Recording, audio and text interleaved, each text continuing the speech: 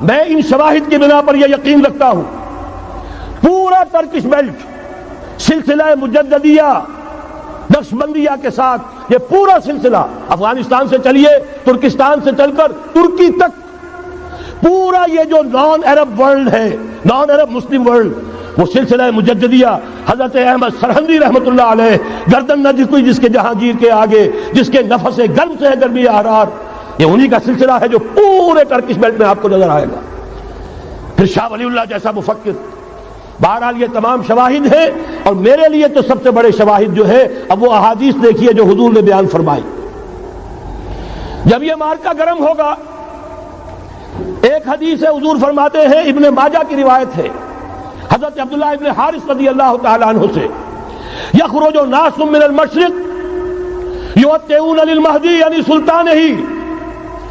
جب اس عالم عرب میں دیکھیے ایک بات میں عرض کر چکا ہوں بڑی تلخ بات ہے عالم عرب ہمارا بہتر حصہ ہے افضل حصہ ہے ان کو اللہ نے فضیلت ہم سے بہت زیادہ دی ہے. سب سے بڑی فضیلت کہ محمد خود صلی اللہ علیہ وسلم عرب تھے یہ رتبہ بلند ملا جس کو مل گیا. پھر مستقل فضیلت اللہ کا کلام ان کی زبان میں موجود ہے مادری زبان. لہذا اگر انہوں نے کوتاہی کی انہوں نے پیٹھ دکھائی بہت بڑے مجرم ہیں اس میں کوئی شک نہیں. اور یہی وجہ ہے یہ سارے ملاحم وہی ہونے ہیں.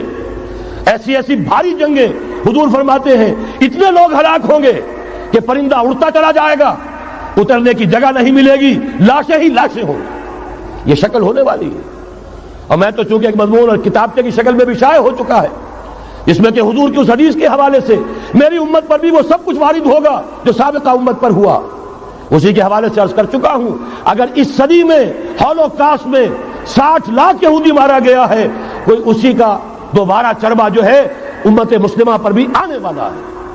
لیکن اس کے بعد پھر ان کے لیے فوجیں جائیں گی مشرق سے وہاں جو امام ہوں گے جو بھی ان کو لیڈ کر رہے ہوں گے حضرت مہدی. یہ تصور ذہن میں رکھیے ہمارے مابین اور عیسائیوں کے مابین حضرت مسیح کی ذات مشترک اگرچہ ان کا یہ عقیدہ ہے کہ وہ سولی دیے گئے فوت ہو گئے معاذ اللہ ثم معاذ اللہ پھر زندہ ہو کر آسمان پر گئے پھر آئیں گے. ہم کہتے ہیں نہیں وہ سولی دیے ہی نہیں گئے وہ زندہ آسمان پر اٹھائے گئے واپس آئیں گے. گویا کہ بہت حد تک اشتراک ہے لیکن ایک اختلاف بھی ہے. اسی طرح حضرت مہدی کے بارے میں شیعہ اور سنی تصورات میں اتفاق بھی ہے اختلاف بھی ہے. یقیناً امت مسلمہ امت عرب مجھے تو اقبال کا وہ شعر یاد آتا ہے خون اسرائیل آ جاتا ہے آخر جوش میں توڑ دیتا ہے کوئی موسیٰ طلسم سامری. تو کیا خون اسماعیل جوش میں نہیں آئے گا؟ حضرت اسماعیل کی نسل میں حضور اور حضور کی صاحبزادی حضرت فاطمہ رضی اللہ تعالی عنہا حضور نے فرمایا میری اس بیٹی کی نسل میں اللہ تعالیٰ ایک شخص کو اٹھائے گا جو اس وقت مسلمانوں کی قیادت کرے گا. یہ چیز ہمارے اور اہل تشیع کے مابین مشترک. فرق یہ ہے وہ سمجھتے ہیں کہ ان کے 12ویں امام کہ جو آج سے 1200 برس قبل روپوش ہو گئے تھے وہ ظاہر ہوں گے. ہمارے نزدیک نہیں وہ پیدا ہوں گے نو مولود ہوں گے عام انسانوں کی طرح آئیں گے ہوں گے نسل فاطمہ میں سے رضی اللہ تعالی عنہا اور وہ اس وقت عربوں کی قیادت کریں گے. خون اسماعیل آ جائے گا آخر جوش میں اور کوئی حضرت مہدی وہ آئیں گے اور اٹھیں گے اور قیادت کریں گے دجال سے مقابلہ کریں گے اور اس ملاحم کے اندر قیادت فرمائیں گے. لیکن ان کی مدد کے لیے مشرق سے فوجیں آئیں گی. گویا کہ پہلے مشرقی کسی ملک میں یہ نظام قائم ہو چکا ہوگا کوئی ایسی طاقت وجود میں آ چکی ہوگی کہ جب وہاں بھٹی دہکے گی تو وہاں کے مسلمانوں کی امداد مشرقی ممالک سے جائے گی. اور ایک دوسری حدیث میں یہ تو ترمذی کی روایت ہے کتب حدیث میں 3 نمبر پر کتاب یہی ہے صحیح بخاری صحیح مسلم پھر یہ جامع ترمذی. اس میں حضرت ابو ہریرہ سے روایت ہے یخرج من خراسان رایات سود. خراسان میں بتا چکا ہوں حضور کے زمانے کا خراسان افغانستان کچھ حصہ پاکستان کا کچھ روسی ترکستان کی آزاد ریاستیں جو ابھی ہوئی ہیں تھوڑا سا حصہ ایران کا یہ خراسان بزرگ یہ اولڈ گریٹر خراسان. یہاں سے فوجیں چلیں گی سیاہ علم برآمد ہوں گے اور کوئی طاقت انہیں روک نہ سکے گی ان کا منہ پھیر نہ سکے گی یہاں تک کہ وہ ایلیا حضور کے زمانے میں یروشلم کا نام تھا یہاں تک کہ ایلیا میں جا کر نصب ہو جائے. گویا کہ یہ جو ہمارے ہاتھ سے نکلا ہے قبضے سے پہلے بھی عربوں کے ہاتھوں سے نکلا تھا بیت المقدس یروشلم، عرب واپس نہیں لے سکے تھے۔ کرد خون صلاح الدین ایوبی اس نے واپس لیا، عربوں میں دم نہیں رہا تھا، عیاشیوں کی وجہ سے کھوکھلے ہو چکے تھے۔ میں تجھ کو بتاتا ہوں تقدیر امم کیا ہے، شمشیر و ثنا اول، طاؤس و رباب آخر۔ یہی وجہ ہے کہ تقریباً 20 صدی کے بعد ان کی حکومت ختم۔ آشمارا حق بود در خون بارد بر زمین بر زوال ملک مستعصم امیر المومنین۔ یہ ہوا کہ نہیں ہوا؟ جبکہ آئے ہیں تاتاری ہورس، اور جنہوں نے کہ آخری خلیفہ بنو عباس اسے محل میں سے نکالا ایک کھال کے اندر لپیٹ کر اور اپنے گھوڑوں کے سوؤں تلے کچل دیا۔ عرب معزول کر دیے گئے تھے، لیکن اب دوبارہ عربوں کو جب سہارا ملا ہے، لیکن اب بھی انہوں نے کہیں اسلام قائم نہیں کیا۔ کوئی روس کا غلام رہا، کوئی امریکہ کا غلام رہا، کسی نے اس کا ساتھ دیا، کسی نے اس کا ساتھ دیا۔ تہذیب ہے تو مغربی، تمدن ہے تو مغربی، وضع میں تم ہو نصارہ تو تمدن میں ہنود۔ یہ مسلمان ہیں جنہیں دیکھ کے شرمائے یہود۔ یہی معاملہ جب ان کا ہوا تو اب اللہ تعالیٰ کی طرف سے ان کے اوپر وہ عذاب کی بھٹی گرم ہونے والی ہے۔ لیکن اس کے بعد پھر یہاں سے جائیں گے وہ جو ان کی مدد کریں گے، اور یہ ایلیا کو واپس لینے والے، یہ مشرق سے چلنے والے لشکر ہوں گے۔ یہ 2 حدیثیں ابھی سن لیجئے، اور تیسری حدیث یہ ہے، حضور نے فرمایا، یہ سنن نسائی کی روایت ہے، قال رسول اللہ صلی اللہ علیہ وسلم عصابتان من امتی احوذهم اللہ من النار احرزهم اللہ من النار۔ میری امت کے 2 لشکر ایسے ہوں گے جنہیں اللہ نے آگ سے نجات دے دی ہے، پہلے ہی سے ڈکلیئرڈ ہے۔ عصابت تغزو الہند، ایک لشکر کے جو ہند پر حملہ آور ہوگا، وعصابت تکون مع عیسیٰ ابن مریم علیہ السلام، اور دوسرا لشکر وہ ہے جو حضرت عیسیٰ کے ساتھ جا کر اور ان کے ساتھ مل کر یہودیوں کے خلاف جنگ کرے گا۔ میں اس حدیث کا جو مطلب سمجھتا ہوں واللہ عالم، یہ اسی علاقے میں جب انقلاب آ جائے گا، یہ علاقہ خراسان اور پاکستان، جب یہاں نظام خلافت قائم ہوگا، یہاں سے اسلام کی توسیع ہوگی، اور یہاں سے جانب مشرق ہند اور جانب مغرب یہ جو یہودیوں کا سیلاب آ رہا ہے، ان دونوں کا مقابلہ کرنے کے لیے انشاءاللہ العزیز، ورنہ یہ عصابتان جو ہے ایک حدیث میں جمع کرنے کی کوئی اور حکمت ہو نہیں سکتی، ورنہ تو ہندوستان پہ کئی لشکر آئے ہیں، لیکن یہ کہ در حقیقت اسی وقت جبکہ عالم عرب میں وہ بھٹی دہکے گی، اسی وقت یہاں انقلاب آ چکا ہوگا۔ ایک طرف یہاں سے مدد کے لیے لشکر جائیں گے کہ جو مسلمان عرب جو ہے ان کی مدد کریں گے، حضرت مہدی کے جھنڈے تلے لڑیں گے، حضرت مہدی کی حکومت کو مستحکم کریں گے، یؤطئون للمہدی۔ دوسری طرف وہ ہندوستان کی طرف پیش قدمی کریں گے، اور یہیں سے جیسے اس وقت سیلاب نکلا تھا جزیرہ نما عرب سے، ایک داہنی طرف ایک بائیں طرف، ایران، افغانستان، ترکستان، ادھر مصر، لیبیا، الجزائر، مراکش، باریطانیہ، اسی طریقے سے انشاءاللہ اسی علاقے سے اس کا آغاز ہوگا اور بات آگے بڑھے گی۔ تو غرض اثر حاصل کیا ہے؟ یہ ہونا ہے، پچھلے آثار ثابت کر رہے ہیں کہ ہونا ہے، حضور کی احادیث بتا رہی ہے کہ یہی سے ہونا ہے۔ ہوا صرف یہ ہے ہم بھٹک گئے، ہمیں اپنی منزل یاد نہ رہی۔ میں تو بہرحال ان لوگوں میں سے ہوں جنہوں نے نعرے لگائے تھے پاکستان کا مطلب کیا، لا الہ الا اللہ۔ میں سن 46 میں یہاں حبیبیہ ہال میں قائد اعظم نے مسلم اسٹوڈنٹ فیڈریشن کے جس اجلاس کو خطاب کیا تھا، ضلع حصار سے جو 2 ڈیلیگیٹ آئے تھے ان میں سے ایک میں تھا۔ میں نے بہرحال اس تحریک میں بھی حصہ لیا ہے، ایک ننھے کارکن کی حیثیت سے لیا ہے، پھر حالات کو بدلتے اپنے آنکھوں سے دیکھا ہے، ہم کہاں سے کہاں جا پہنچے ہیں۔ ضرورت صرف اس بات کی ہے کہ آج ہمارا حال یہ ہے، ہماری قیادت، ہماری سیاست ان لوگوں کے ہاتھ میں ہے کہ وہ فریب خوردہ شاہی کے پلاح و کرگسوں میں اسے کیا خبر کہ کیا ہے، تب وہ تاب جاویدانہ، ان کی تہذیب مغربی، ان کی ذہنیت مغربی، ان کی وضاقتہ مغربی، ان کا تمدن مغربی، ان کی سوچ مغربی، ان کے سارے اطوار مغربی۔ لہذا در حقیقت ایک تو یہ کہ ان سے چھٹکارا پانا، اور دوسرے یہ کہ در حقیقت مغرب کی تمام طاقتوں کو للکارنے کے لیے اس قوم کے اندر سے جذبہ ایمان، جذبہ جہاد کو برآمد کرنا، یہ 2 کام ہیں جو کرنے ہیں۔ اور اگر ہم یہ کر لیں گے، جیسا کہ میں نے آیت آپ کو سنائی تھی، اللہ کا کوئی وعدہ غیر مشروط نہیں، ایمان اور عمل صالح، ایمان اور جہاد، یہ وعدے پورے کرو گے تو اللہ کا وعدہ بھی پورا ہوگا۔ لیکن ظاہر بات ہے جیسے یہودیوں نے یورپ کو فتح کیا اور آج وہ مغرب یہودیوں ہی کے زیر اثر ہمیں فتح کرنے پر تلا ہوا ہے۔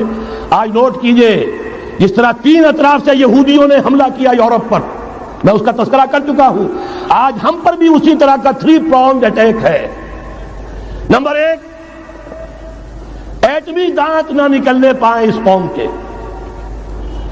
رول بیک کرانے کے لیے خاموش ڈپلومیسی، اس کے ہتھ کنڈے، کہیں ان میں طاقت نہ ہو جائے، کہیں یہ چیلنج کرنے کی پوزیشن میں نہ آ جائیں، اپنے پاس ایٹمک ہتھیاروں کے انبار ہوں، لیکن کسی مسلمان ملک کے پاس آ گیا تو وہ اسلامک بام بن جائے گا۔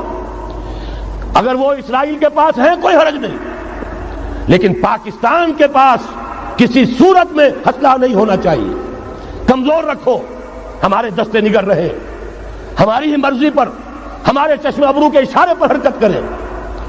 نمبر 2، اباحیت، بے حیائی، عریانی، فحاشی، اس کا سیلاب، اور سب سے بڑھ کر خاندانی نظام کو برباد کرنے کے لیے یہ بہبود آبادی کا پروگرام۔ اور دیکھیے جادو وہ جو سر چڑھ کر بولے، مسلمانوں کے ہاتھوں کرا رہے ہیں۔ قاہرہ میں کانفرنس کرائی ہے ایک مسلمان ملک میں، اور یہ کہ اس کو آرگنائز کرنے والی ایک پاکستانی مسلمان عورت۔ یہ ہے در حقیقت کہ وہ لوگ اگر کرنا بھی چاہتے ہیں تو اس کا الزام بھی براہ راست اپنے اوپر نہیں، بلکہ یہ کہ خود کوئی مسلمان ہو جو یہ کام کرے۔ اب جو سیلاب آئے گا، جس کے لیے مدد بھی دی جا رہی ہے، اس سے ہمارے سارے بندے حیا ٹوٹ کر رہ جائیں گے، خاندانی نظام درم برم ہو کر رہ جائے گا۔ جو ابھی تک اللہ کا شکر ہے کہ ہمارے ملک کے اندر انٹیکٹ ہے کچھ اوپر کا طبقہ جو بالکل ہی مغربی تہذیب میں رگا گیا ہے، ورنہ ہمارے ہاں خاندان کا نظام ابھی انٹیکٹ ہے۔ لیکن یہ کہ یہ سیلاب بھی بڑی شدت سے آ رہا ہے، یہ چیزیں بیک وقت کیوں ہو رہی ہیں؟ اور تیسرا اور سب سے زیادہ سٹل وار، سب سے زیادہ یوں سمجھیے کہ جو لطیف، جو کہ ایک طرح کا احسان جتایا جا رہا ہے، ڈالروں کی اب یلغار۔ اب یہاں پر امریکی سرمایہ، ڈالر چاہے مشرق سے آئے چاہے مغرب سے آئے، وہ یہودیوں کا اعلی کار ہے۔ آپ نے اگر $1 نوٹ کا اگر کبھی نقشہ دیکھا ہو، اس کے اوپر جو سگنیا بنا ہوا ہے، جو نشان ہے، وہ کیا ہے؟ پیرامڈ، احرام مصر۔ یہ کن کے لیے اہمیت رکھتے ہیں؟ ہزارہا یہودیوں کا خون اور ان کی ہڈیاں ان پیرامڈز کے تلے دبی ہوئی۔ جب یہ احرام بنائے گئے تھے، یہ یہودی وہاں غلامی کے دور میں تھے، بیگار ان سے لی جا رہی تھی، بڑے بڑے پتھر جب گرتے تھے تو پسنے والے یہودی ہوتے تھے۔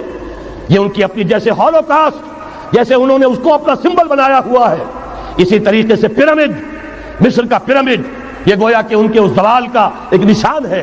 اور اس پر ایک آنکھ بنی ہوئی ہے، ایک آنکھ، کانے دجال کی آنکھ، وہ دیکھ رہی ہے۔ عجیب ہے یہ سمبل۔ نیچے لکھا ہوا ہے نووس آرڈو سکلورم، اور یہ در حقیقت 1776 جو نیچے لکھا ہوا ہے وہ رومن حروف کے اندر یہ 1776 ہے، جو میں بتا چکا ہوں آرڈر آف ایلومیناٹی وساپ نے قائم کیا تھا۔ عام دنیا یہ سمجھتی ہے کہ شاید یہ امریکہ کا یوم آزادی ہے، سن آزادی ہے۔ 1 مئی، اس آرڈر آف ایلومیناٹی کی تاسیس 1 مئی کو ہوئی ہے۔ یہ 1 مئی جو منایا جاتا ہے، دھوکہ یہ دیا گیا ہے کہ یہ شکاگو کے جو مزدور ہیں ان کی یادگار ہے۔ حقیقت میں یہ 1 مئی اور 1776 آرڈر آف دی ایلومیناٹی کی تاسیس کی تاریخ ہے۔ یہ تمام معاملہ سمجھ لیجئے۔ ڈالر در حقیقت ہم نے ابھی تازہ ندائے خلافت میں نعیم صدیقی صاحب کی نظم شائع کی ہے، 45 برس بلکہ شاید اس سے بھی زیادہ عرصے کی پرانی نظم ہے جو ہم نے شائع کی ہے۔ ڈالر میرے اس دیش کو ناپاک نہ کرنا، اور میں تو انہیں داد دیتا ہوں جو کچھ انہوں نے، شاعر کہتے ہیں اس کو جو صاحب شعور ہے، اس صاحب شعور نے جو مشاہدہ کیا ہے کہ ڈالر آئے گا تو کیا آئے گا ہمارے ہاں، اس کے پوری داستان اس تازہ ندائے خلافت میں ہم نے نہ معلوم کہاں سے اس کو کھود کر نکلوایا ہے۔ ہم ان کا احسان مانتے ہیں کہ انہوں نے اپنی یہ پرانی نظم، اب ان کی جماعت تو سب بھول بھال گئی ان چیزوں کو، اسی لیے وہ اسے تج کر باہر بھی اب آ گئے۔ بہرحال ہمیں تو ان کی ایک ایک چیز جو ہے، مجھے تو وہ شعر آج کا اگر آپ نے جنگ کا میرا کالم پڑھا ہو، میری تو فکر کے اندر رچ بس گیا ہے۔ پاکستان کے بارے میں جب کہا تھا، اے آندھیوں سنبھل کے چلو اس دیار میں، امید کے چراغ جلائے ہوئے ہیں ہم، ہماری امیدوں کے چراغ ہے یہ، اسلام کا گہوارہ بننے والی ملک ہے یہ، اس کو ہم نے قائم کیا تھا اسلام کے لیے۔ یہ آندھیاں نہ چلیں، اس ملک کو ہم نے اسلام کے چراغ جو ہے ہم نے اس میں روشن کیے ہوئے ہیں، اے آندھیوں سنبھل کے چلو اس دیار میں، امید کے چراغ جلائے ہوئے ہیں ہم۔ بہرحال یہ تیسرا سیلاب ہے، ننگی سرمایہ داری، جس کی پھر لعنتیں ہوتی ہیں، ایک طرف فقر، ایک طرف احتیاج، ایک طرف بھوک، ایک طرف دولت کے انبار۔ پہلے بھی ہمارے ہاں فرق کم نہیں ہے، لیکن اب جو ہوگا اگر یہ بات پوری ہو گئی تو وہ ننگی سرمایہ داری، اور سرمایہ داری ہی در حقیقت یہود کا سب سے بڑا ہتھ کنڈا ہے۔ یہ بینکنگ کا نظام، یہ سارا کا سارا سودی نظام، یہ IMF، یہ ورلڈ بینک، یہی تو ان کے سب سے بڑے ادارے ہیں۔ تو واقعہ یہ ہے کہ تین طرف سے ہم پر حملہ ہو رہا ہے۔ اور یہ سود کے بارے میں کیا کہا تھا اقبال نے؟ اضربا آخر چمی زائد فتن، اس سود کے ام الخبائث کے پیٹ سے سوائے فتنوں کے اور کیا برآمد ہو سکتا ہے؟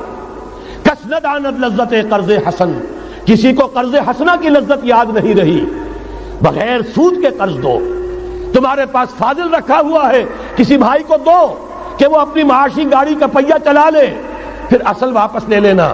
اگر اتنی ہمت نہیں ہے کہ ان تصدقوا فهو خیر لکم، صدقہ ہی کر دو تو سب سے اچھا ہے، دے ہی ڈالو اپنا فاضل سرمایہ۔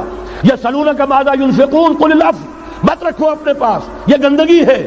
لیکن اگر بڑے ہی کم ہمت ہو تو کم سے کم قرض حسنہ دو، اپنی اصل رقم واپس لینا۔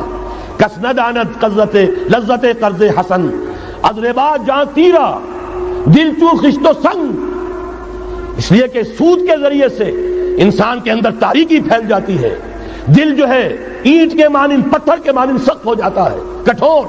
ثم قست قلوبکم فہی کالحجارۃ او اشد قسوۃ، آدمی درندہ بے دندان و چنگ، اور انسان بغیر اس کے کہ بھیڑیوں والے دانت ہوں اور بھیڑیوں والے پنجے ہوں، بھیڑیا بن جاتا ہے۔ بہرحال اب کرنے کا کام کیا ہے اس کو سمجھیے۔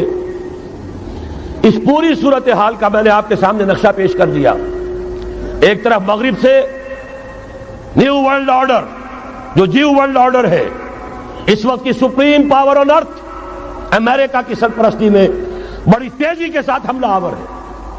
دوسری طرف وَمَكَرُوا وَمَكَرَ اللَّهُ وَاللَّهُ خَيْرُ الْمَاكِرِينَ، اللہ کو پامردی مومن پہ بھروسہ، ابلیس کو یورپ کی مشینوں کا سہارا۔ اللہ تعالیٰ نے اسرائیل کا توڑ پاکستان قائم کیا، اللہ تعالیٰ نے اس کے لیے 300 برس کی تاریخ، اس کی تمہید میں مجددین امت یہاں پیدا کیے، یہاں قرارداد مقاصد پاس کرا دی 20ویں صدی عیسوی کے وسط میں، کہ اکبر نام لیتا ہے خدا کا اس زمانے میں۔ بینک انٹرسٹ کو ربا، سود حرام قرار دیا۔ یہ سارے شواہد ہیں۔ اب ضرورت صرف ایک بات کی ہے، ایک زبردست عوامی تحریک اٹھے۔ یہ عوامی تحریک کیسی ہو؟ نمبر ایک، فرقہ واریت سے بلند ہو۔ یہ فرقہ واریت جو اس وقت بہت بڑا فتنہ بن گیا ہے، جس کی کشیدگی بڑھتی چلی جا رہی ہے، اس کے اندر اگر ہم قوم کی حیثیت سے اگر ملوث ہوتے چلے گئے، آخری تباہی آ جائے۔ فرقہ واریت سے بلند، سیاسی کشمکش سے بلند، یہ سیاسی کشاکش، یہ حزب اختلاف، حزب اقتدار، اس سے بلند، اس سے کوئی بحث نہیں، کوئی دلچسپی نہیں۔ علاقائیت یا لسانی قومیت، اپنے دنیاوی حقوق کی فکر مت کرو، بلکہ آخرت کی فکر کرو، اور یہاں اس کی اصل منزل خلافت کے نظام کی فکر کرو۔ ان تمام چیزوں کو پورا کرتے ہوئے یہاں پہ نظام خلافت قائم کیا جائے، یہ ہے واحد علاج۔ اور اسی کے لیے للکارنے کے لیے، اسی کے لیے دعوت دینے کے لیے ہم نے اس تحریک خلافت پاکستان کا آغاز کیا۔ تنظیم اسلامی نے اپنے لیے ہدف معین کیا ہے، نظام خلافت علی منہاج النبوہ کا قیام، پہلے پاکستان میں اور پھر کل روئے عرصی پر۔ اب میں چند منٹوں میں آپ کو بتاؤں گا کہ وہ نظام ہے کیا۔ دیکھیے، اس موضوع پر میں پاکستان کے تقریباً تمام بڑے شہروں میں اکثر جگہ 3 دن 2 گھنٹے کی تقریر کر چکا ہوں۔ سیاسی نظام کیا ہے، معاشی نظام کیا ہے، سماجی نظام کیا ہے۔ خلافت اب قائم ہوگی، جو بہرحال 1400 برس قبل کی خلافت اور آج کی خلافت، وقت کے دریا میں بہت سا پانی گزر گیا ہے، اصول وہی کے ہوں گے، فنڈامنٹلز وہی کے ہوں گے، تفصیلی خاکہ بنے گا اس زمانے کے تقاضوں کے مطابق۔ تو میرے وہ تقریریں ویڈیو کی شکل میں، آڈیو کی شکل میں، اردو میں، انگریزی میں، شکاگو میں 20 گھنٹے کا پروگرام پچھلے سال ریکارڈ کرا کے آیا۔ اللہ کا فضل ہے کہ وہ پھیل رہا ہے معاملہ۔ اب مغرب میں اذان خلافت بلند ہو رہی ہے، اس کا تذکرہ میں بعد میں کروں گا۔ بہرحال وہ تو تفصیلی بات ہے یہاں میں چند منٹوں میں صرف الجبرا کے اصولوں کی طرح چند باتیں بتا رہا ہوں. جو بھی آپ کا آج نظام ہے 3 شرطیں پوری کر دیجئے وہ خلافت بن جائے گا سیاسی اور دستوری اعتبار سے. نمبر 1 حاکمیت اللہ کی، اور اللہ کا شکر ہے یہ ہم کر چکے. اللہ جزائے خیر دے جنہوں نے محنت کی تھی، اللہ جزائے خیر دے جنہوں نے وہ تحریک اٹھائی تھی مطالبہ دستور اسلامی، اور پھر جنہوں نے مدد کی تھی اللہ تعالیٰ انہیں جزائے خیر دے. بہرحال وہ اب ہمارے دستور کا حصہ ہے. حاکمیت اللہ کی. البتہ اگلا قدم ہم آج تک نہیں اٹھا سکے. اس حاکمیت کا ظہور کیسے ہوگا؟ آپ کے دستور میں یہ طے کر دیا جائے کتاب و سنت ہر شے سے بالا تر ہے، دستور سے بھی بالا، عدالتی قوانین سے بالا، پارلیمنٹ سے بالا، سینٹ سے بالا، صدر سے بالا، سپریم کورٹ سے بالا، ہائی کورٹ سے بالا، ہر شے سے بالا کتاب و سنت. جب تک یہ نہیں ہوتا قرارداد مقاصد کی حیثیت ایسی ہے کہ جیسے آپ سینما ہال کے اوپر آگے جو ہے قرآن مجید کا کوئی کتبہ لگا دے، اس کے سوا کچھ نہیں. یہ بھی غنیمت ہے کہ قرارداد مقاصد پاس ہوئی. اصل شرط یہ ہے کتاب و سنت کی ٹوٹل بالادستی. اور یہ بڑی کڑوی گولی ہے. عوامی تحریک جب تک نہیں چلے گی، لوگ جب تک اپنی خون کی ندیاں نہیں بہا دیں گے، یہ کڑوی گولی حلق سے اترنے والی نہیں. یہ IJI کی حکومت میں نہیں اتری، اسلام کے نام پر اقتدار میں آئے، اسلام کے نام پر ISI نے IJI بنوائی، اسلام کے نام پر انہیں ووٹ ملے، 2/3 کی اکثریت ملی. اس کے باوجود شریعت کی بالادستی کا ایکٹ، شریعت کی بالادستی کی دستور کے اندر ترمیم پاس نہیں کرائی گئی. معلوم ہوا اوپر زبردست کا ٹھینگا ہے، امریکہ کے سب پرستار ہیں، سب ڈرتے ہیں، سب کے لیے سب کو نظر آتا ہے بالآخر جو ہے اسی کے پاس جانا ہوگا، چاہے وہ نواز شریف ہو اور چاہے وہ بے نظیر ہو. ایک کھلم کھلا ہے، اور اب تو میں کہتا ہوں نواز شریف بھی کھلم کھلا ہے. آج کے اس دور میں انہوں نے اسلام کا نام کبھی نہیں لیا، اس سے تو بالکل تائب. بس صرف فرق یہ رہ گیا ہے بے نظیر کھلم کھلا بھی مذاق اڑا لیتی ہے اسلامی صداؤں کا، اسلامی قوانین کا. یہ اس پر ذرا خاموش ہے. لیکن یہ کہ اپنی تحریک میں ہمارے بہت سے جو سیاسی قائدین ہیں مسلمانوں کے، کتنے بیانات آپ نے پڑھے ہوں گے، ذرا اسلام کا نام لے دے ہم ساتھ ہو جائیں گے. مولانا سمیع الحق صاحب کا بیان آیا، ذرا اسلام کی بات کرے تو ہمارے اور بہت سے علماء اور ہمارے طارق صاحب جو ہیں انہوں نے بھی کہا کہ میں ہم ساتھ آ جائیں گے. لیکن یہ کہ بڑا پکا ثابت ہوا نواز شریف اسلام کا نام نہیں لیا.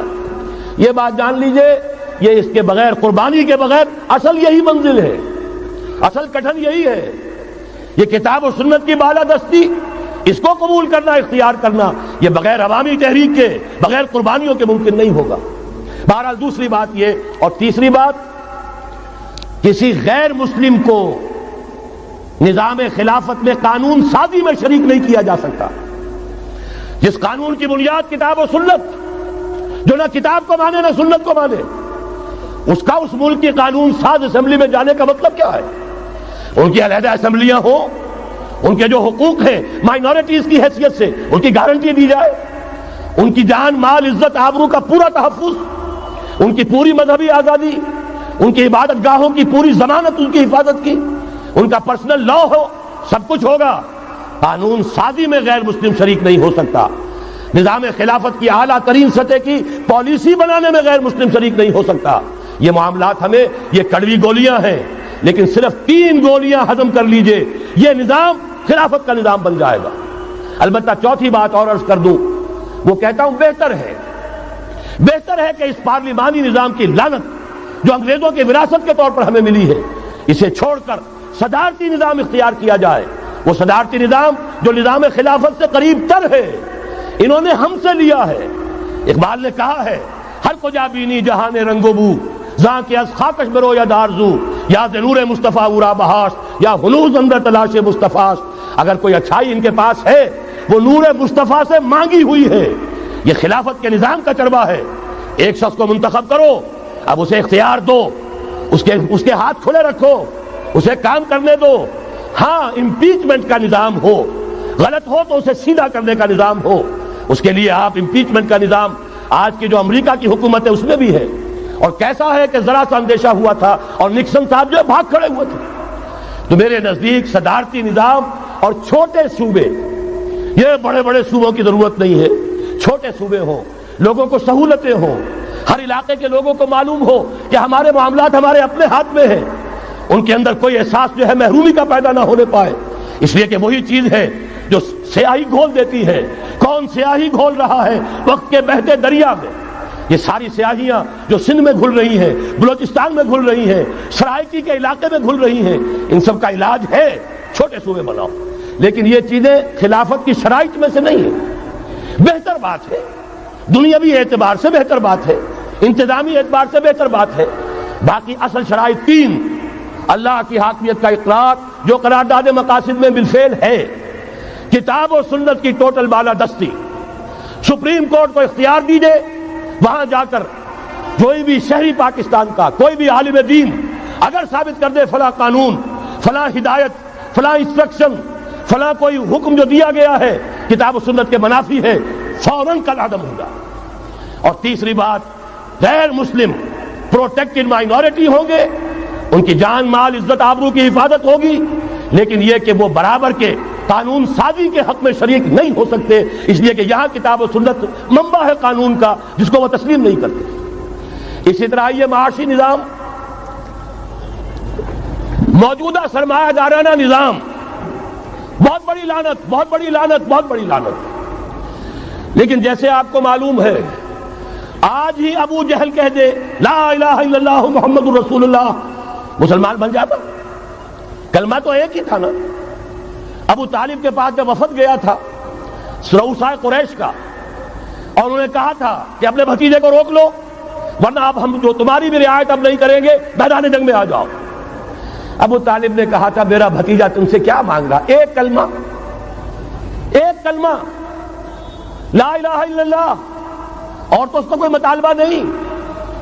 انہوں نے کہا، ابو سفیان اس وقت تک کیونکہ ابھی کفر میں تھے، شرک میں تھے، انہوں نے کہا وہ ایک کلمہ جو وہ مانگ رہا ہے وہ ہمارے سارے معبودوں کی نفی کر دیتا ہے.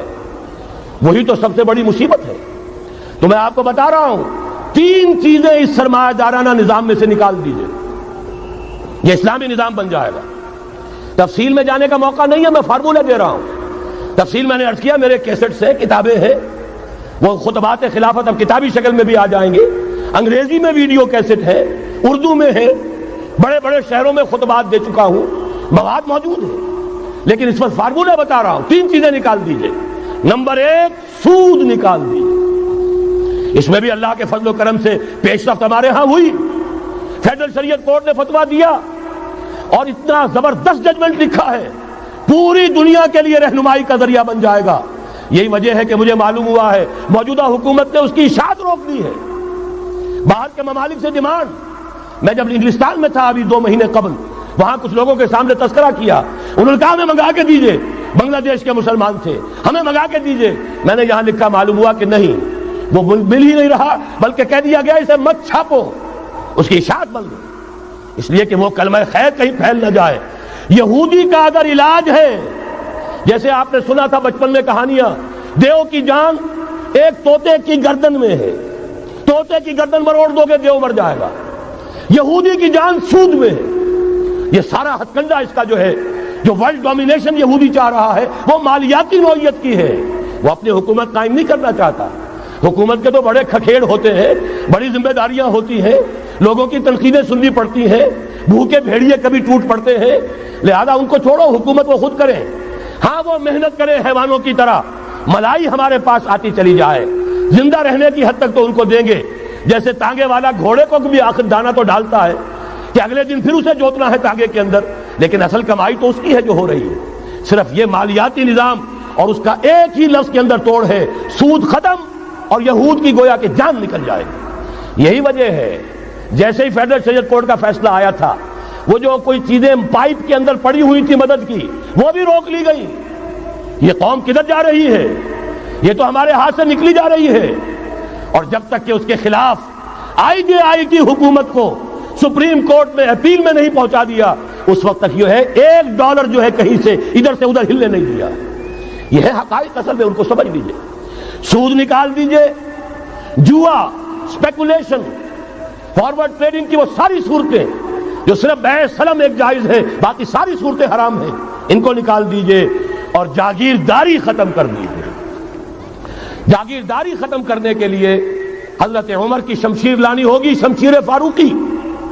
ان کا یہ فتویٰ تھا، اجماع تھا کہ جو ملک، جو علاقے بزور شمشیر فتح ہوئے ہیں وہ کسی کی انفرادی ملکیت نہیں رہیں گے، وہ امت مسلمہ کی اجتماعی ملکیت ہے۔ کوئی انچ زمین، اسی وجہ سے ہمارے ہاں فرق ہے خراجی اور عشری زمین ملکیتی ہوتی ہے، اس میں سے ایک مسلمان جس کی ملکیتی زمین ہے اس کا وہ 10واں حصہ یا 20واں حصہ پیداوار کا دے کر فارغ، اور جو خراجی زمین ہوتی ہے وہ کسی کی ملکیتی نہیں ہوتی، وہ تو مسلمانوں کی ہے، نظام خلافت کی ہے۔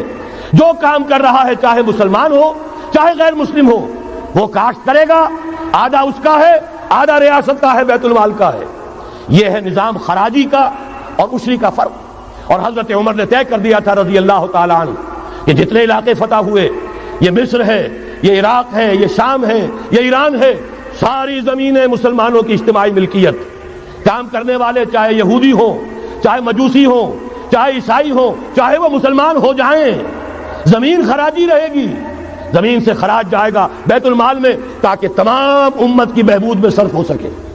3 کام کر دیجئے، باقی ساری market forces, free economy, personal incentive, personal ownership, ساری چیزیں، سارے اصول جس کی وجہ سے کہ سرمایہ داری کو فتح حاصل ہوئی ہے کمیونزم کے اوپر، وہ سارے اصول اسلام کے اندر موجود ہیں۔ لیکن سود نکال دو، جوا نکال دو، جاگیرداری نکال دو، اب آؤ اوپن کمپٹیشن، سرمایہ کاری کرو۔ ابھی آپ نے نظم پڑھی، سرمایہ داری کو ختم کرنا ہے، سرمایہ کاری کو فروغ دینا ہے، یہ ہے اسلام کا نظام معیشت۔ البتہ اس میں چوتھی چیز، کفالت عامہ کے لیے زکوٰۃ کا نظام مکمل قائم کرو۔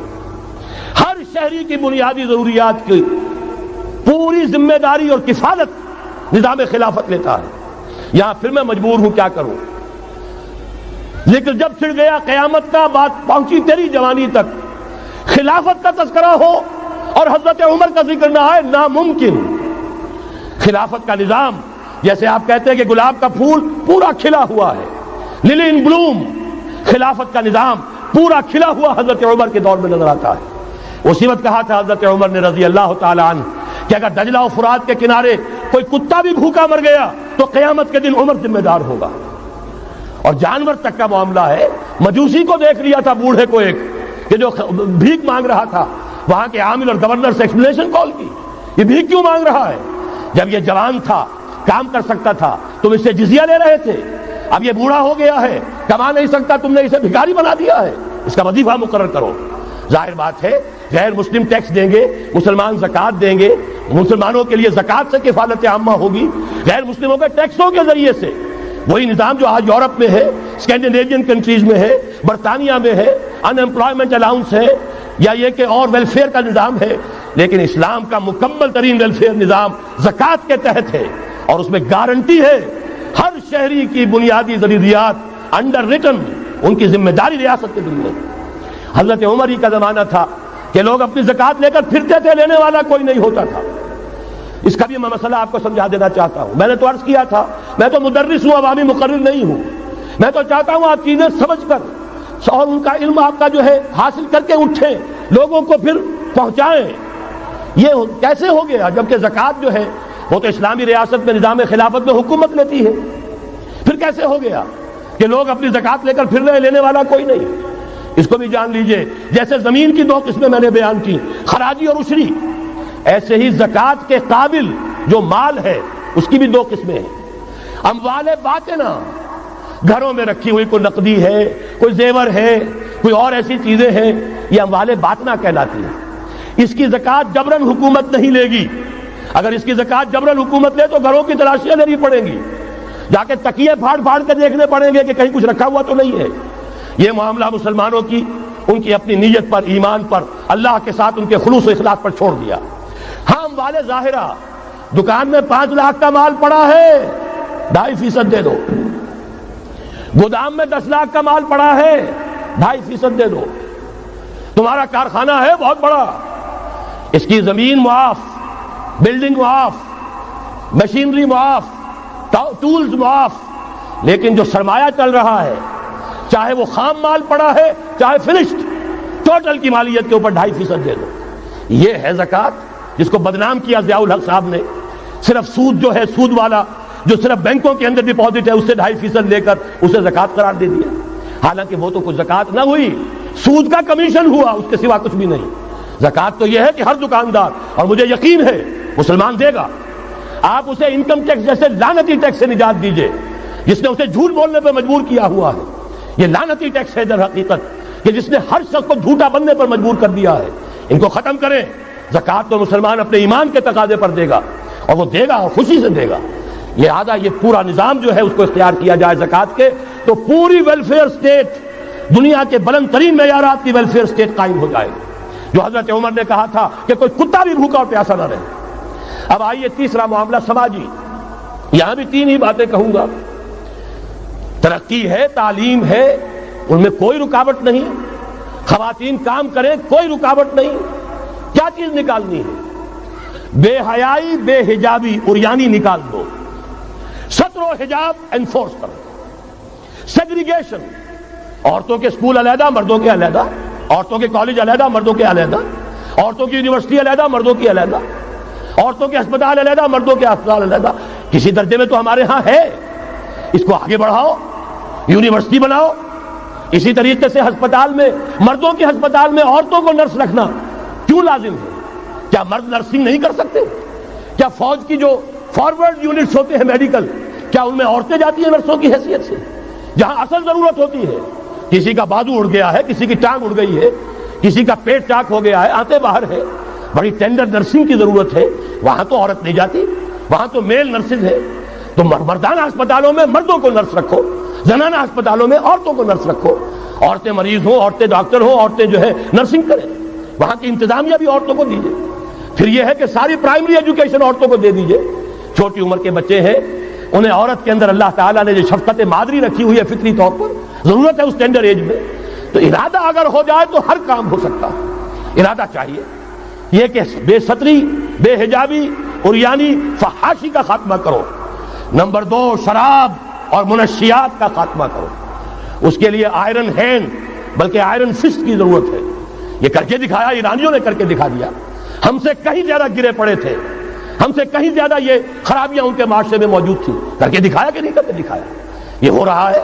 لہذا یہ کہ یہ کام کیا جائے، اور زنا اور قذف کے جو اصل اللہ تعالیٰ کی طرف سے، اللہ کے رسول کی طرف سے جو سزائیں ہیں اور حدود اور تعزیرات ہیں ان کو نافذ کیا جائے. یہ 3 چیزیں کر دیجئے، یہی معاشرہ ہوگا. کوئی یہ نہیں کہتا کہ صحراؤں میں جا کر آباد ہو، کوئی آپ سے یہ نہیں کہتا کہ جائیے دوبارہ اونٹوں پہ سفر شروع کیجئے. جو ترقی ہوئی ہے، اللہ تعالیٰ نے علم دیا ہے انسان کو، اللہ تعالیٰ نے ٹیکنالوجی عطا فرمائی انسان کو، اور رحمان کا دیا ہوا علم ہے. علم آدم الاسماء کلھا، یہ اسی علم اسماء کا ظہور ہے پوری دنیا کے اندر. اسے خیر کا، برکت کا ذریعہ بناؤ. میں نے 3 باتیں بتائیں آپ کو. نمبر 1، اللہ کی حاکمیت، کتاب و سنت کی ٹوٹل بالادستی. نمبر 3، اور غیر مسلموں کو قانون سازی میں شریک نہیں کیا جا سکتا. وہ پروٹیکٹڈ مائنورٹی، ان کی جان، مال، عزت و آبرو کی حفاظت کا ذمہ ہے، مذہبی آزادی کا ذمہ ہے، لیکن وہ ہماری قانون سازی میں، اعلیٰ ترین سطح کی پالیسی سازی میں شریک نہیں ہو سکتے. نمبر 2، یہی سارا نظام، یہی سرمایہ کارانہ نظام، سرمایہ دارانہ نظام کو 3 چیزیں نکال دیں گے، وہ سرمایہ دارانہ نہیں رہے گا، سرمایہ کارانہ ہو جائے گا. یہ سرمایہ کارانہ نظام، سود نکال دو، جوا نکال دو، جاگیرداری ختم کر دو، یہی رحمت ہو جائے گی. اللہ کی ربوبیت عامہ، ربوبیت کاملہ کے آپ کو منظر نظر آئیں گے. جاگیرداری کا خاتمہ کر دیجئے. اسی طریقے سے بے حجابی، فحاشی، عریانی. نمبر 2، شراب اور منشیات. نمبر 3، جو اصل جو حدود ہیں شریعت کے، ان کو نافذ کیجئے تاکہ معاشرہ اسلامی معاشرہ بنے. اب آخری بات ہے میری، اور اسی کے ضمن میں کچھ مطالبے ہیں جو آج ہمیں کرنے ہیں حکومت سے. پہلی بات یہ کہ یہ خلافت کیسے آئے گی. اس موضوع پر بھی میں عرض کر رہا ہوں کہ میں کم سے کم 15 سال سے مسلسل تقریریں کر رہا ہوں. اتنی موٹی کتاب اردو میں منہج انقلاب نبوی موجود ہے. اس کے موضوع پر انگریزی میں کیسٹ، اردو میں cassette, video cassette, audio cassette, میری طرف سے مواد پورا موجود ہے. پہلا مرحلہ کیا ہے؟ غور سے سنیے، اس لیے کہ اس کے مخاطب اب آپ ہیں براہ راست، ہر فرد۔ خلافت کا نظام قائم کرنا ہے تو پہلے اپنی ذات میں خلیفہ بنیے۔ اللہ نے آپ کو ایک جسم دیا ہے، زبان دی ہے، آنکھیں دی ہیں، کان دیے ہیں، یہ سب آپ کے پاس اللہ کی امانت ہیں، ان پر اللہ کی حکومت قائم کی، اپنے وجود پر اپنے گھر میں خلافت قائم کیجئے، آپ خلیفہ بن جائیں، آپ نظام اللہ کا نافذ کریں اپنے ذات پر، اپنے وجود پر، اپنے گھر میں، اور ساتھ ہی انفرادی سطح پر طے کر لیجئے سورہ حدید کی آیت نمبر 7، آمنوا باللہ ورسولہ وانفقوا مما جعلکم مستخلفین فیہ، جس چیز میں اللہ نے تمہیں خلافت عطا کی ہے، دولت دی ہے، مال دیا ہے، جائیداد دی ہے، اولاد دی ہے، ذہانت دی ہے، فطانت دی ہے، خطابت دی ہے، جو دیا ہے لگا دو، کھپا دو، خرچ کر دو اللہ کے دین کے لیے۔ یہ ہے پہلی خلافت، اپنے وجود پر اللہ کی حکومت قائم کرو، اپنے گھر میں اللہ کی حکومت قائم کرو، اپنی معاشرت اسلامی بناؤ، اپنے معاش کو اسلامی بناؤ، اور جو کچھ اللہ نے دیا ہے، جسم و جان کی توانائیاں ہوں، صلاحیتیں ہوں، قوتیں ہوں، مال ہو، اولاد ہو، لگا دو، کھپا دو، صرف کر دو اللہ تعالیٰ کے دین کے غلبے کے لیے۔ یہ ہے انفرادی خلافت۔ جان لیجئے جب تک افراد اس خلافت کا حق ادا نہیں کریں گے، اجتماعی خلافت کبھی نہیں آئے گی۔ آرزویں کرتے رہیے، لیس بامانیکم ولا امانی اہل الکتاب، نہ تمہاری خواہشوں سے کچھ ہوگا نہ اہل کتاب کی خواہشوں سے ہوگا۔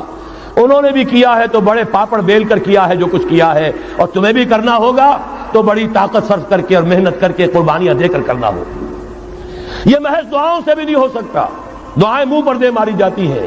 جو کچھ کر سکتے ہو کر گزرو، پھر دعا مانگو، دعا قبول ہوگی۔ اگر یہ نہیں ہے تو دعا منہ پر دے ماری جائے۔ لہذا اگر کام کرنا ہے، تیسری بات، محض دعوت و تبلیغ اور نصیحت اور وعظ سے نہیں ہوگا۔ اگر محض دعوت اور تبلیغ اور تعلیم اور تربیت اور وعظ اور نصیحت سے ہو جاتا تو حضور صلی اللہ علیہ وسلم مسلمان تو کجا کسی کافر کے خون کا ایک قطرہ زمین پر نہ گرنے دیتے۔ آپ سے زیادہ رؤوف اور رحیم کون ہوگا؟ لیکن آپ نے بھی ہاتھ میں تلوار لی ہے۔ وانزلنا الحدید، ہم نے لوہا اتارا ہے، فیہ باس شدید، اس میں جنگ کی صلاحیت ہے، ومنافع للناس، لوگوں کے لیے اور فائدے بھی ہیں، توا پر ہاتھ پھکنی چمٹا بھی بنا لیتے ہو، لیکن اصل میں یہ ہے جنگ کے اسلحہ کے لیے، اور یہ تمہیں اس لیے دیا گیا وَلِيَعْلَمَ اللَّهُ مَن يَنصُرُهُ وَرُسُلَهُ بِالْغَيْبِ، کون ہے جو اس ہتھیار کو ہاتھ میں لے کر کھڑے ہوں اور اللہ اور اس کے رسولوں کی مدد کرے۔ اللہ اور رسول کی مدد سے مراد کیا؟ اس کا نظام خلافت قائم۔ تو محض دعوت و تبلیغ سے نہیں ہوگا، اور انتخابات سے تو بالکل نہیں ہوگا۔ یہ تو یوں سمجھیے کہ واقعہ یہ ہے کہ اگر آپ مجھ سے پوچھیں، سب سے بڑا صدمہ جو مجھے ہے، سب سے بڑا صدمہ وہ ان مذہبی جماعتوں کے کردار کی وجہ سے ہے جنہوں نے اس ملک میں آ کر سیاست کی کشاکش اور انتخابی سیاست کے اندر اپنا سارا وقت، ساری توانائیاں ضائع کر دی، کچھ حاصل نہیں ہوا۔ گھٹی میں ایسا پڑ گیا ہے، کچھ چسکے ایسے لگ گئے ہیں، کچھ وی آئی پی ٹریٹمنٹ، میں نے بھی 2 مہینے مزہ چکھا اس لیے جانتا ہوں۔ اللہ تعالیٰ جو ہے اس طرح کے تجربات کرا دیتا ہے، ورنہ کیسے اندازہ ہو؟ وی آئی پی علیحدہ اتر رہے ہیں، آپ کے لیے گاڑی آپ کے بالکل دروازے پر کھڑی ہوئی ہے، سیڑھی سے اترے آپ جہاز کے اور گاڑی موجود ہے، یہ ساری وی آئی پی ٹریٹمنٹ مل رہا ہے، اور یہ کوریڈورز آف پاور میں گھومنا پھرنا، ان جاگیرداروں کے ساتھ بیٹھنا، ان کے سے ولیمے کرنا، ان کے سے ٹھاٹ، ظاہر بات ہے ان کے ولیموں میں جائیں گے تو انہیں بھی بلائیں گے، ویسے ہی کرنے پڑیں گے، پھر لاکھوں کروڑوں آپ بھی خرچ کریں گے۔ یہ ساری لعنتیں جو آئی ہیں مذہبی جماعتوں کے اندر، یہ صرف اس انتخابی سیاست کی وجہ سے۔ میں بڑے صدمے سے عرض کر رہا ہوں، واقعہ یہ ہے میرے نزدیک اس ملک میں اسلام کے نہ آنے کا پہلا مجرم مسلم لیگ نہیں ہے، پہلی مجرم وہ جماعتیں ہیں جنہوں نے اپنا سارا وقت انتخابی سیاست میں اور اقتدار کی کشاکش میں صرف کر دیا۔ مسلم لیگ کا بہت بڑا احسان، قائد اعظم کا بہت بڑا احسان، انہوں نے آپ کو ملک لے دیا، اس سے زیادہ کا نہ ان کا دعویٰ تھا نہ ان سے توقع ہو سکتی تھی۔ پیر جماعت علی شاہ نے یہ کہا تھا، میں ان کے قول کا بہت بڑا قائل ہوں، ان کی ذہانت اور فطانت کا۔ جب ان سے کہا گیا ہے رحمت اللہ علیہ کہ آپ اتنے بڑے، آپ مقتدا ہیں، مرشد ہیں، اتنی بڑی روحانی شخصیت ہے، ایک داڑھی ملے کے ہاتھ پر بیعت کر لی آپ نے، یہ اشارہ تھا قائد اعظم کی طرف۔ حضرت پیر جماعت علی شاہ رحمۃ اللہ علیہ نے فرمایا بھائی میں نے اس کے ہاتھ پر بیعت نہیں کی، میرا تو مقدمہ ہے، ایک قومی مقدمہ ہے ہندو قوم کے ساتھ، اور مجھے اس مقدمے کے لیے ایسا وکیل چاہیے جس میں دو وصف موجود ہو، مہارت پوری ہو، قانون کو جانتا ہو، ماہر ہو، اور دوسرے یہ کہ بکنے والا نہ ہو۔ میں نے اپنے قومی مقدمے کے لیے وکیل کیا ہے محمد علی جناح۔ ظاہر بات ہے 100% بات صحیح، اور ان کے اس کردار کو دشمنوں نے مانا، نہرو نے، گاندھی نے، ان کے بڑے بڑے دشمنوں نے مانا۔ یہ شخص جو کہتا ہے he means what he says، یہ جو کہتا ہے وہی اس کے دل میں ہوتا، اس کے ہاں کوئی ہیر پھیر نہیں ہے۔ بہرحال انہوں نے ملک لے دیا، یہ بہت بڑا احسان۔ آگے کام تھا رجال دین کا۔ رجال دین یا تو لگے رہے صرف اپنے مدرسوں میں اور خانقاہوں میں، تبدیلی کا احساس ہی نہیں ہوا کہ کتنا بڑا انقلاب آ گیا ہے، اب ہم انگریزی دور میں نہیں ہیں، اب یہ ایک مسلمانوں کی حکومت بن گئی ہے، اب تو توانائی ہونی چاہیے اس کو اسلامی بنانے کے لیے۔ اور جو جماعتیں چلی گئی انتخابات میں، واقعہ یہ ہے کہ سب سے گھناؤنا کردار، اور اس ملک میں اسلام کے آنے میں جو بھی رکاوٹ رہی ہے، سب سے بڑا فیصلہ کن رکاوٹ کا معاملہ ان مذہبی جماعتوں کا کردار۔ اس سے ہٹ کر کیا کرنا ہے، میں نے عرض کیا پہلے، اور یہ میں آپ سے کہہ رہا ہوں، خدا کے لیے سوچئے، آج کی رات جا کر سوچئے، خلیفہ بننا ہے اپنی ذات میں، اپنے وجود پر خلافت قائم کیجئے، اپنے گھر میں خلافت قائم کیجئے، توبہ کیجئے اللہ کی جناب میں، یا ایھا الذین آمنوا توبوا الی اللہ توبۃ نصوحا، بڑے خلوص کے ساتھ توبہ کیجئے، اپنی معاشرت کو، معیشت کو درست کیجئے، اور یہ کہ اپنا تن من دھن، ان صلاتی و نسکی و محیای و مماتی للہ رب العالمین، اس کا فیصلہ کیجئے۔ یہ پہلا مرحلہ ہے بڑا کڑوا، بڑا بھاری، لیکن یہ بھی میں آپ سے عرض کر دوں، جو ارادہ کر لے اس کے لیے بہت آسان، اللہ تعالیٰ کی مدد آتی ہے۔ تم کرو ہمت، توفیق ہم دیں گے، تم کرو فیصلہ، تحصیل ہماری طرف سے ہوگی، آسانی ہماری طرف سے ہوگی۔ فَسَنُيَسِّرُهُ لِلْيُسْرَىٰ، آسانی کے لیے آسان کرتے چلے جائیں گے۔ جو پہاڑ نظر آتے ہیں شروع میں، معلوم ہوتا ہے پہاڑ نہیں، ریت کے ٹیلے تھے، ہمارے قدموں تلے بکھر کر رہ گئے ہیں۔ کر کے دیکھیے، ارادہ کیجئے، عزم کیجئے، طے کیجئے، ان صلاتی و نسکی و محیای و مماتی للہ رب العالمین، اور میرے پاس جو کچھ ہے وہ میرے خدا کا ہے، مجھے اسی کے لیے، صرف اپنی زندگی کا تار برقرار رکھنے کے لیے جو ناگزیر ضرورت ہے وہ پوری کرو، باقی لگا دو، کھپا دو۔ آمنوا باللہ ورسولہ وانفقوا مما جعلکم مستخلفین فیہ، جس چیز میں خلافت دی ہے خرچ کر دو۔ دوسرا مرحلہ، یہ خلفاء، ابھی انصاری صاحب نے وہ آیت آپ کو سنائی تھی، ثم جعلناکم خلائف، خلائف جمع ہے خلیفہ کی، ہر مسلمان خلیفہ ہے، یہ سمجھ لیجیے اچھی طرح۔ وہ تو صرف یہ ہے کہ جیسے یہ جو کافرانہ نظام ہے جمہوریت کا، جو مادہ پرستانہ انسانی حاکمیت کی بنیاد پر، اس میں بھی ہر شہری حاکم ہوتا ہے، اپنے ووٹ کے ذریعے سے وہ اپنی حاکمیت کا اختیار منتقل کرتا ہے، وہ نمائندہ بن کر آتا ہے، گویا کہ انہوں نے اپنی حاکمیت ڈیلیگیٹ کی ہے اس شخص کو، اس صدر کو، چاہے وہ بش تھا اور چاہے وہ کلنٹن ہے، ورنہ حاکمیت تو پاپولر ہے، عوام کی ہے۔ اسلام میں خلافت عوام کی ہے، لیکن عوام مسلمان جو اللہ کو ماننے والے ہیں ان کی خلافت ہے، اور ان کی خلافت پہلے وہ اپنی ذات میں خلیفہ بنیں گے، پھر اپنی خلافت کا ایک حصہ ایک خلیفہ کو منتقل کریں گے۔ جب تک خلافت نہیں ہوتی ایک جماعت کے امیر کو منتقل کریں گے وہی حصہ۔ علیکم بالجماعہ، طاقت بنو، قوت بنو، علیکم بالجماعہ، ید اللہ علی الجماعہ، اللہ کی تائید، اللہ کی نصرت، اللہ کی طرف سے برکت جماعت پر آتی ہے، افراد پر نہیں آتی۔ جمع ہو جاؤ۔ حضرت عمر نے تو جو اثر نقل فرمایا وہ آخری درجے کا ہو سکتا ہے، لا اسلام الا بالجماعہ، ولا جماعہ الا بالامارہ، ولا امارہ الا بالسماع، ولا سماع الا بالاطاعہ۔ اسلام ہے ہی نہیں جماعت کے بغیر، اور جماعت نہیں ہے امارت کے بغیر، امارت بغیر اس کے بغیر نہیں ہو سکتی کہ ان کا حکم سنو، اور سننے کا کچھ حاصل نہیں جب مانو نا۔ اسی لیے فرمایا آمرکم بخمس، مسلمانوں میں تمہیں 5 باتوں کا حکم دے رہا ہوں، اللہ امرنی بہن، اللہ نے مجھے ان کا حکم دیا ہے، بالجماعت والسمع والطاعت والہجرت والجہاد فی سبیل اللہ۔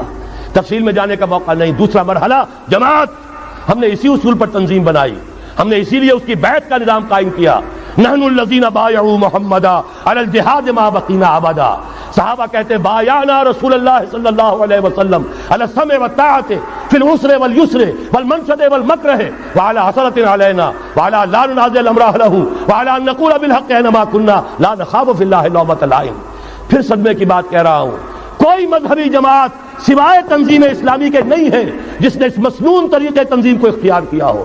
اللہ کا شکر ادا کرتے ہوئے کہہ رہا ہوں، تحدیثاً للنعمہ کہہ رہا ہوں، اس بیعت کی سنت کو تازہ کیا ہم نے، جماعت بنائی ہم نے۔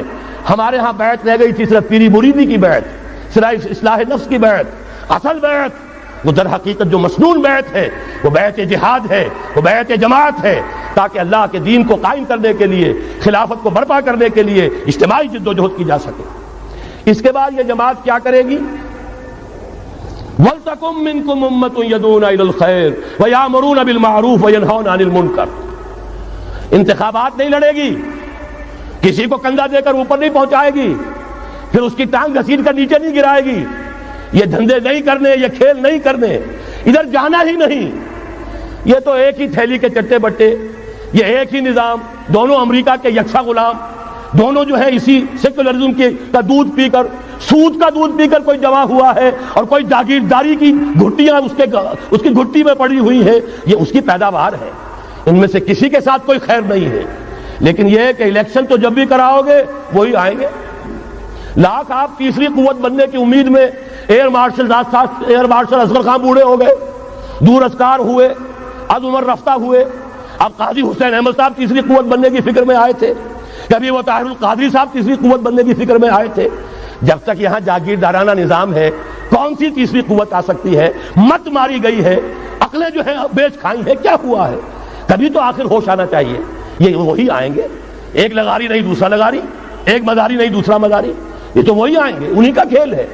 ایک بہت بڑا تمندار سر جمال خان لغاری، اس کا پوتا آج ہے آپ کا صدر۔ ایک اور بہت بڑا تمندار، دونوں سر تھے، سر شاہ نواز بھٹو، اس کی پوتی وزیر اعظم۔ یہ تو ان کا جو ہے میوزیکل چیئرز کا گیم ہے۔ تم نے خامخواہ جا کر اپنے آپ کی اپنی عزت کا بھی ڈھیلا کرایا، اپنی جو ہے وہ اوقات ضائع کیے ہیں۔ اس کی بجائے کرنا کیا ہے؟ نہیں عن المنکر، بدی سے روکو۔ جب تک طاقت نہیں ہے کافی، طاقت فراہم کرتے رہو، جمع کرو۔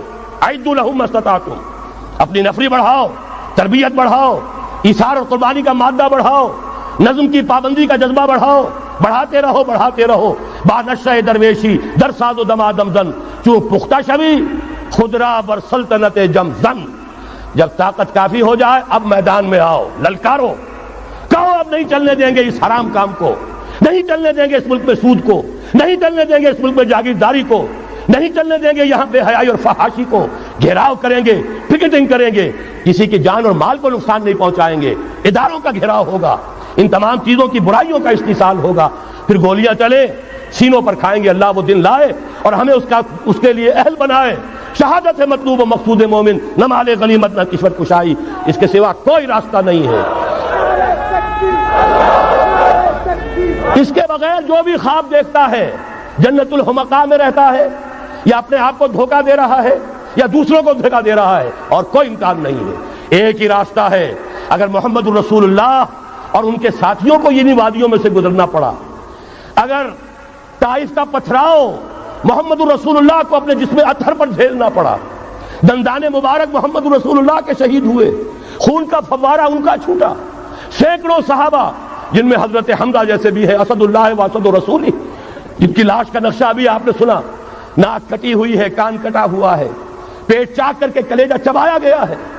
حضور کو جو صدمہ ہوا ہے، مدینے جب واپس گئے ہیں، انصار کے گھروں سے عورتوں کے بین کرنے کی آوازیں آئیں، اس وقت تک حرمت نہیں ہوئی تھی، اور عربوں کا رواج تھا جیسے ہمارے ہاں دیہات میں جس طرح خواتین نوحے کرتی ہیں، بین کرتی ہیں، اس وقت تک وہاں ان کے ہاں بھی رواج تھا، تو وہاں ہو رہا تھا۔ 70 صحابہ شہید ہوئے تھے۔ وہ کوئی ہر شہید کسی کا بیٹا تھا، کسی کا شوہر تھا، کسی کا بھائی تھا، کسی کے ساتھ کوئی اور رشتہ تھا، پورا مدینہ جو ہے ماتم کدا بنا ہوا تھا۔ اس وقت حضور کی زبان سے بھی الفاظ نکل گئے، اما حمزہ تو فلا بواکی لہو، ہائے حمزہ کے لیے تو کوئی رونے والیاں بھی نہیں۔ تب انصار نے اپنے گھروں سے بھیجا خواتین کو حضرت صفیہ رضی اللہ تعالی عنہا کے ہاں، وہاں جاؤ تعزیت کرو۔ یہ ساری وادیاں ہیں جو طے کی ہیں محمد الرسول اللہ والذین معہ۔ سفر تبوک ہوا ہے جسے جیش الاسرہ کہا گیا ہے۔ ایسا مرحلہ بھی آیا ہے 3 مجاہدین کو 24 گھنٹے کے راشن میں ایک کھجور ملی، ایک کھجور، 24 گھنٹے کا راشن۔ ان لوگوں نے یہ قربانیاں دی ہیں، اس کے بغیر نہیں ہوگا۔ تو ظاہر بات ہے اس کے لیے پہلے تیاری۔ کچے پکے لوگ اگر لے آئے، تو خاک میں مل اور آگ میں جل، جب خشت بنے تب کام چلے، ان خام دلوں کے عنصر پر بنیاد نہ رکھ، تعمیر نہ کر۔ یہ تو پختگا خام ہے جب تک تو ہے مٹی کا ایک انبار تو، پختہ ہو جائے تو ہے شمشیر بے زنہار تو۔ وہ پختہ ہو جائے، اب ٹکر مول لو، آگے بڑھو، للکارو، آنکھوں میں آنکھیں ڈالو، باطل کا مقابلہ کرو، اس کے استحصال کے لیے اپنی جانیں قربان کر دینے کو سب سے بڑی کامیابی سمجھو۔ یہی واحد راستہ ہے، اس کے سوا جب وہ مرحلہ آ جائے گا، اللہ کرے کہ وہ آئے، اور میں اب اس وقت تو بیان نہیں کر سکتا، وقت بہت ہو گیا ہے۔ میری جو ایک کتاب چھپ چکی ہے سابقہ اور موجودہ مسلمان امتوں کے کا ماضی، حال اور مستقبل، آنے والی جو حالات ہیں ان کا ایک نقشہ میں نے بیان کیا جو احادیث نبویہ میں آیا ہے۔ میرا اندازہ یہ ہے کہ معاملہ زیادہ دور کا نہیں ہے، بلکہ ہمارے لیے تو نہ دور کا ہے نہ دیر کا ہے، انشاءاللہ یہیں سے ہوگا۔ بس صرف یہ ہے کہ فریب خوردہ شاہی اور بھٹکا ہوا آہو جو ہے اسے پھر اپنی منزل یاد آ جائے۔ کبھی بھولی ہوئی منزل بھی یاد آتی ہے راہی کو، اور بھٹکے ہوئے آہو کو پھر سوئے حرم لے چل۔ اس کے لیے وہ رہنمائی درکار ہے، آپ میں سے ہر شخص رہنما بن کر اٹھے، اس دعوت کا مبلغ بن کر اٹھے، جیسے کہ حضور نے اپنے خطبے کے آخر میں فرمایا تھا فَلْيُبَلِّغِ الشَّاهِدُ الْغَائِبَ۔ اب جو یہاں موجود ہیں وہ اپنا فرض سمجھیں کہ دوسروں کو پہنچائیں گے۔ اس حوالے سے یہ ہے کہ ہمارا لٹریچر، ہمارے ویڈیوز، آڈیوز، وہ ہم ہر میدان میں موجود ہے، چیزیں لیجیے، استعمال کیجیے۔ اب میں چند اب آدمی کی صورت جلوہ نما ہوا ہوں، کعبہ کلیسا مندر مجھے ڈھونڈنے کو جائیں، کعبہ کلیسا مندر مجھے ڈھونڈنے کو جائیں، غافل سمجھ رہے ہیں کوئی چیز گم شدہ ہوں، غافل سمجھ رہے ہیں کوئی چیز گم شدہ ہوں۔